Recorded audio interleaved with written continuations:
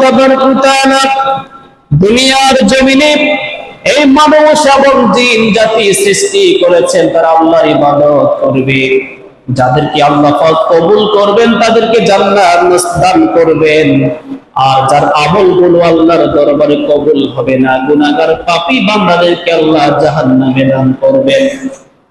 যেই জাহান্নামের কত ভয়াবহ শাস্তি আল্লাহ তাবারাকা ওয়া তাআলা পবিত্র কুরআনুল কারীমে ইরশাদ করেন, মা ইয়াফআলুল্লাহু বিআযাবিকুম ইন শাকারতুম ওয়া আমানতুম। যদি তোমরা আল্লাহর প্রতি ঈমান আনো, আল্লাহর প্রতি ঈমান এনেছো, আল্লাহকে বিশ্বাস করেছো, আল্লাহকে বিশ্বাস করার পরে তার নিয়ামতের শুকরিয়া তোমরা আদায় করো। আল্লাহ তোমাকে কত নিয়ামত দিয়েছে, তুমি একটু তোমার অধীনস্থর দিকে তাকাও, তোমার পাশের জনগণের দিকে তাকাও। তার তুলনায় আল্লাহ তোমাকে সুস্থ রেখেছেন। তোমার পাশের ভাই হাঁটতে পারে না, তুমি হাঁটতে পারো। তার হাত নাই, তোমার হাত আছে। সে নামাজে আসতে পারতেছে না, তুমি হেঁটে হেঁটে মসজিদে আসতে পেরেছো। সে দুবেলা খাবার ঠিক মতো খেতে পারে না, তুমি খেতে পারতেছো।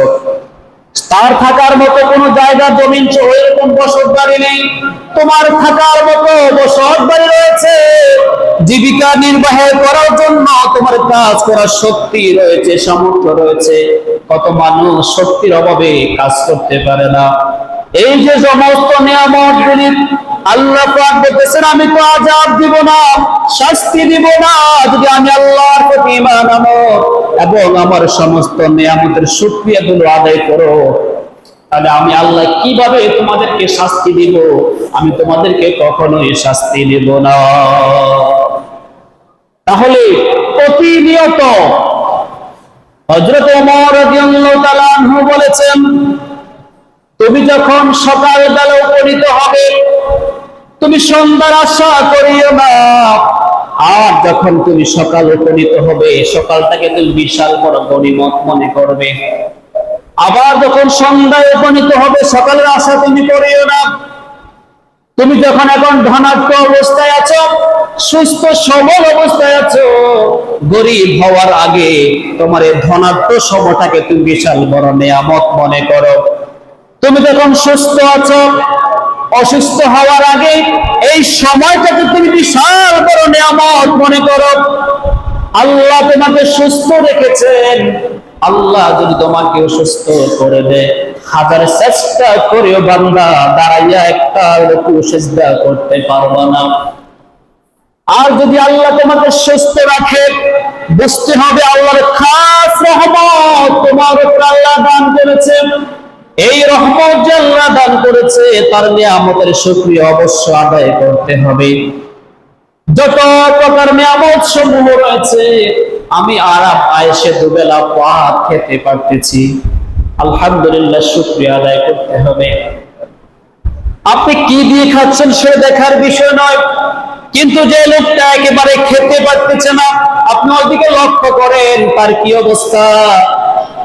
তাহলে সর্বদাই আপনি আল্লাহর শুকরিয়া আদায় করতে হবে, আল্লাহর প্রতি ঈমান আনতে হবে, তাহলে আল্লাহ পাক আপনাকে আযাব দিবে না।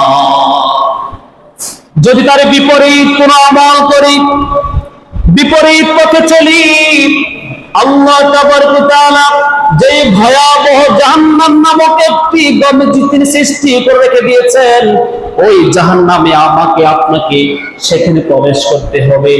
জ্বলন্ত আগুনের মধ্যে আমাকে আপনাকে থাকতে হবে, কিয়ামত পর্যন্ত শাস্তি ভোগ করতে হবে। যে জাহান্নামে ডুববো, শুরু আছে যার শেষ নাই। আল্লাহ তাবারক ওয়া তাআলা বলতেছেন, ইন্না জাহান্নামা কানাত মিরসাদা। জাহান্নাম ওত পেতে আছে, জাহান্নাম হা করে আছে, জাহান্নাম অপেক্ষায় আছে, জাহান্নাম অপেক্ষা করে বসে আছে। কোন পাপী বান্দা দুনিয়ার এই জমিনে সঠিকভাবে আমল করতে পারে নাই, কোরআনের বিধান অনুযায়ী সমাজ রাষ্ট্র কায়েম করতে পারে নাই, নিজে গুনার কাছ থেকে হেফাজত হতে পারে নাই, সমাজের মানুষগুলোকে, তার অধীনস্থ মানুষগুলোকে অন্যায় অপরাধ থেকে সে ফিরিয়ে রাখতে পারে নাই, ওই সমস্ত ব্যক্তিদের জন্য জাহান্নাম ওত পেতে বসে আছে। আল্লাহর কাছে ফরিয়াদ করে, আল্লাহ, জাহান্নাম ফরিয়াদ করবে, আল্লাহ বড় ক্ষুধার্ত আমি, আমাকে খাবার দাও। ওই সমস্ত পাপীরা যখন দুনিয়া থেকে বিদায় নেবে, ওই পাপীদেরকে আল্লাহ দোজখের খাবার হিসেবে ব্যবহার করে দিবে, নাউজুবিল্লাহ। তাহলে কি ভয়ানক একটি অবস্থা, মানুষগুলো দোজখের খাবার হয়ে যাবে। ইন্না জাহান্নামা কানাত মিরসাদা লিত-তাগীনা মাআবা। আল্লাহ পাক বলে দিচ্ছেন, এই জাহান্নামে কারা যাবে? লিত-তাগীনা মাআবা, যারা সীমা লঙ্ঘন করে, যারা সীমা লঙ্ঘন করে তারা সেখানে অবস্থান করবে। আমি আল্লাহ যেভাবে তাদের উপরে বিধানগুলো দিয়েছি তারা সেভাবে পালন করে নাই। وَمَنْ لَمْ يَحْكُمْ بِمَا أَنزَلَ اللَّهُ فَأُولَئِكَ هُمُ الْفَاسِقُونَ وَالْكَافِرُونَ وَالْمُنَافِقُونَ।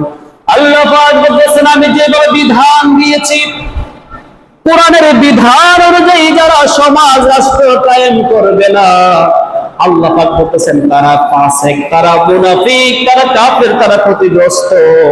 ওই সমস্ত ব্যক্তিদেরকে আল্লাহ পাক বলতেছেন লিত-তাগীনা মাআবা, তারাই সেই জাহান্নামের অধিবাসী হবে, নাউজুবিল্লাহ। তাহলে আমি আপনি যদি সীমা লঙ্ঘন করি তাহলে আমাকে আপনাকে জাহান্নামে জ্বলতে হবে।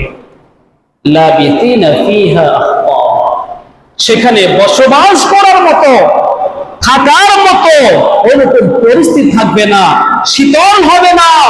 ওই জাহান্নামে শুধু আগুন আর আগুন। আর জাহান্নামীদেরকে আল্লাহ পাক কি খাবার দিবেন, কি প্রকারের পানি দিবেন,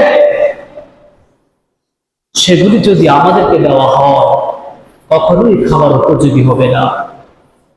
عن أبي هريرة رضي الله تعالى عنه قال قال رسول الله صلى الله عليه وسلم أوقد على النار أوقد على النار 1000 سنة حتى أحمرت।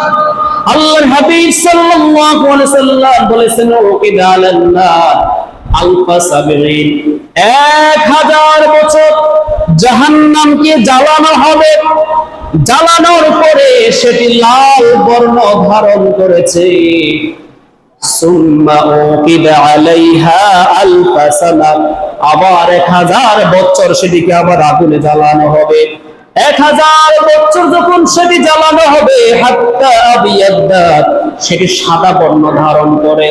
সুম্মা উকিদ আলাইহা আলফা সানা হাত্তা ইস্তাওয়াত। আল্লাহর হাবিব সাল্লাল্লাহু আলাইহি ওয়াসাল্লাম বলেছেন, আবার আল্লাহ জাহান্নামের আগুনকে 1000 বছর জ্বালাবেন। জ্বালানোর পরে সেটি একদম কালো বর্ণ ধারণ করবে। রাসূল বলতেছেন, এখনো পর্যন্ত সেটি কালো অবস্থায়, কালো বর্ণ অবস্থায় রয়েছে, নাউযুবিল্লাহ।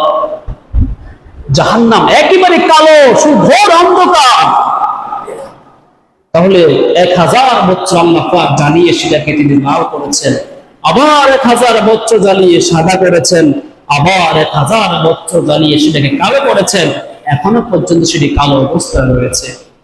তাহলে যেই অন্ধকার, যেই জাহান্নামের মধ্যে শুধু অন্ধকার, কোনো আলো নেই, ভালোর কোনো ব্যবস্থা নেই, শুধু আযাব আর আযাব, সেই জাহান্নাম কিন্তু আমার আপনার জন্য অপেক্ষা করতেছে যদি ভালোভাবে আমলগুলো করতে না পারি। যদি আল্লাহ তাবারক ওয়া তাআলা যেভাবে আমাকে আপনাকে চলতে বলেছেন সেভাবে চলতে না পারি, যেভাবে আমল করতে বলেছেন সেভাবে আমল করতে না পারি, তাহলে আমাকে আপনাকে ওই জাহান্নামে যেতে হবে। عن عبد الله بن مسعود رضي الله تعالى عنه قال قال رسول الله صلى الله عليه وسلم يؤتى بجهنم يومئذ لها 70 ألفا زمام আল্লাহ হাবিব সাল্লাল্লাহু আলাইহি ওয়াসাল্লাম বলেছেন ইউতি বিজাহান্নাম ইয়াউমাইযিন কিয়ামতের দিন জাহান্নামকে আনা হবে। কিয়ামতের দিন যখন জাহান্নামকে আনা হবে সেখানে থাকবে 1000 লাগাম থাকবে। রাসূল বলেছেন যে জাহান্নামকে যখন নিয়ে আসা হবে কিয়ামতের ময়দানে সেখানে 70,000 লাগাম থাকবে এবং প্রত্যেকটা লাগামের পিছনে 70,000 ফেরেশতা থাকবে। ফেরেশতারা তাদেরকে টেনে টেনে নিয়ে আসবে। তাহলে যেখানে কিয়ামতের ময়দানে আল্লাহ বিচার কাজ সমাধান করবেন, যেখানে তিনি বিচার করবেন, বিচার কাজ তিনি সেখানে করবেন, ওই জাহান্নামকে এখানে নিয়ে আসা হবে। ফেরেশতারা টেনে টেনে নিয়ে আসবে। বিচার করার পরে যাদের আমলগুলো খারাপ হয়ে যাবে, যার কপালটা খারাপ হয়ে যাবে, সে জাহান্নামের মধ্যে প্রবেশ করে যাবে, তাকে জাহান্নামের মধ্যে দিয়ে দেওয়া হবে। এই জাহান্নাম কেমন ভয়াবহ একটি জায়গা, কেমন ভয়াবহ একটি জায়গা। আমাকে আপনাকে সে জাহান্নামের মধ্যে থাকতে হবে। চিন্তা করুন যে জাহান্নাম কত ভয়ানক একটি জাহান্নাম। আল্লাহর হাবিব সাল্লাল্লাহু আলাইহি ওয়াসাল্লাম বলেছেন যারা জাহান্নামী হবে, যারা দোজখী হবে, তাদের দাঁতের মাড়িগুলো হবে এক একটা উহুদ পাহাড়ের মতো। এক একটা দাঁত হবে 10 কিলোমিটার পর্যন্ত লম্বা। তাহলে এক একটা দাঁত যদি জাহান্নামীদের 10 কিলোমিটার লম্বা হয়, দাঁতের মাড়িগুলো উহুদ পাহাড় পরিমাণ হয়, তাহলে তার মুখটা কত বড় হবে। বিশাল দেহ আকারে বানিয়ে হাদিসে এসেছে মক্কা থেকে মদিনা হচ্ছে 450 কিলোমিটার দূর। এই জাহান্নামী যারা হবে, দোজখী যারা হবে, তারা যে জায়গাটা বসবে, বসার জায়গাটা অতটা নিকটতা হবে মক্কা থেকে মদিনা 450 কিলোমিটার পর্যন্ত বিশাল চওড়া। আমাকে আপনাকে এত বড় বিশাল আকারের দেহ বানিয়ে তারপর আল্লাহ শাস্তি দিবেন, কি ভয়ানক একটি অবস্থা। عن ابي هريره رضي الله تعالى عنه قال قال رسول الله صلى الله عليه وسلم تخرج عنق من النار يوم القيامه لها عيناه تبصران আল্লাহর হাবিব সাল্লাল্লাহু আলাইহি ওয়াসাল্লাম বলেন, তিনি বলতেছেন যে কিয়ামতের ময়দানে জাহান্নাম থেকে বরদান কিছু বের করা হবে। যখনই জাহান্নাম থেকে বের করা হবে তখন তার দুটি চোখ থাকবে যা দিয়ে সে দেখবে, উজনান দুটি কান থাকবে যে কান দিয়ে সে শুনবে, এবং লিসান এবং জবান থাকবে ইউনতিকু বিহা যে জবান দিয়ে সে কথা বলবে। ইন্নী উকিলতু বিসালাসাতিন তখন জাহান্নাম ডাক দিয়ে বলবে আমি 3 লোকের জন্য আমি আদিষ্ট হয়েছি।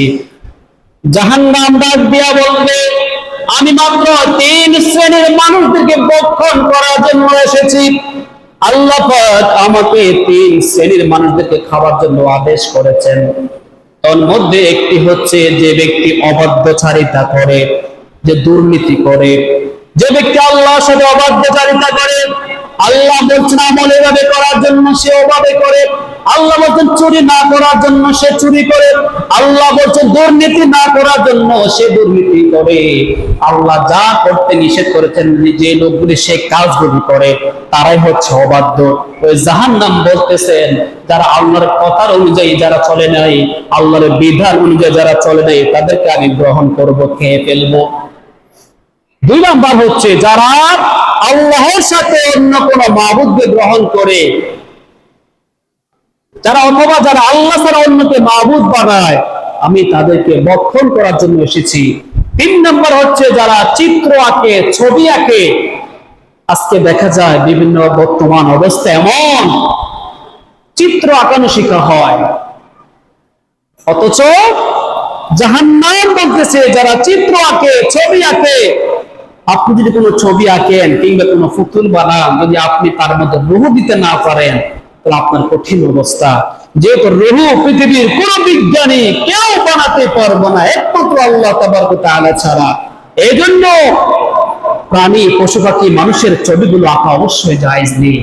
এই জন্য যারা চিত্র আঁকে এবং আল্লাহ ছাড়া যারা অন্য কোনো মাবুদকে গ্রহণ করে এবং যারা আল্লাহ যেভাবে চলতে বলেছেন আল্লাহর বিধান অনুযায়ী যারা তার ব্যতিক্রম চলে, জাহান্নাম বলতেছে ইন্নী উকিলতু বিসালাসা, আমি ওই তিন ব্যক্তির জন্য আদিষ্ট হয়েছি, ওই তিন শ্রেণীর লোকদেরকে খাওয়ার জন্য আমি আল্লাহ পাক আমাকে পাঠিয়েছেন। নাউযুবিল্লাহ।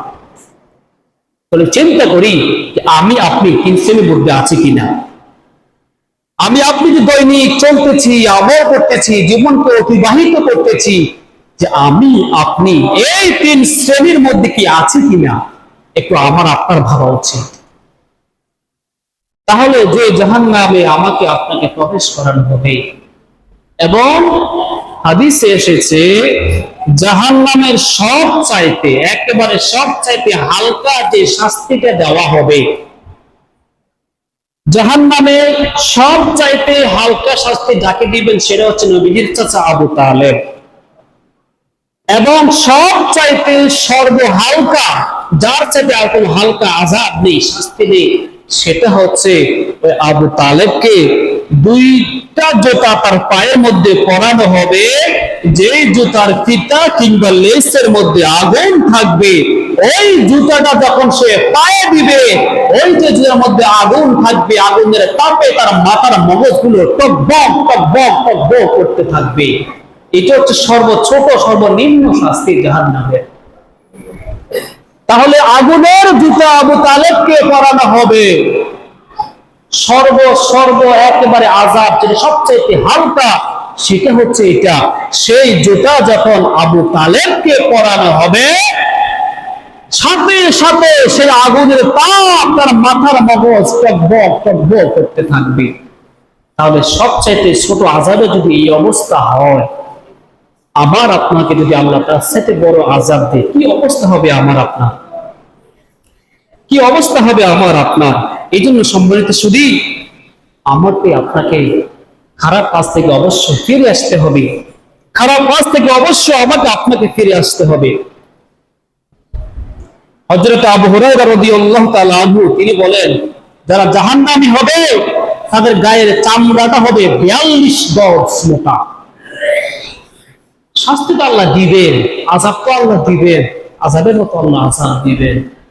তো যাদের গায়ের চামড়াটা হবে 42 গজ পর্যন্ত মোটা, যাদের এক একটা দাঁত হবে 10 কিলোমিটার, যাদের দাঁতের মাড়িগুলো হবে অহুদ পাহাড় সমান, যাদের নিতম্ব গুলো হবে 450 কিলোমিটার পর্যন্ত লম্বা, তাহলে আল্লাহ পাক এই সমস্ত ব্যক্তিদেরকে যখন আযাব দেওয়া শুরু করবেন, কি অবস্থা তখন না হবে। হযরত আবু উমামা রাদিয়াল্লাহু তাআলা আনহু তিনি বলেন, আল্লাহ পাক বলতেছেন ওয়া ইউসকা মিন মাইন সাদীদ, জাহান্নামী যারা হবে তাদেরকে পান করানো হবে পুঁজ, তাদেরকে পান করানো হবে। তাহলে যারা জাহান্নামী হবে তাদেরকে পুঁজ পান করানো হবে।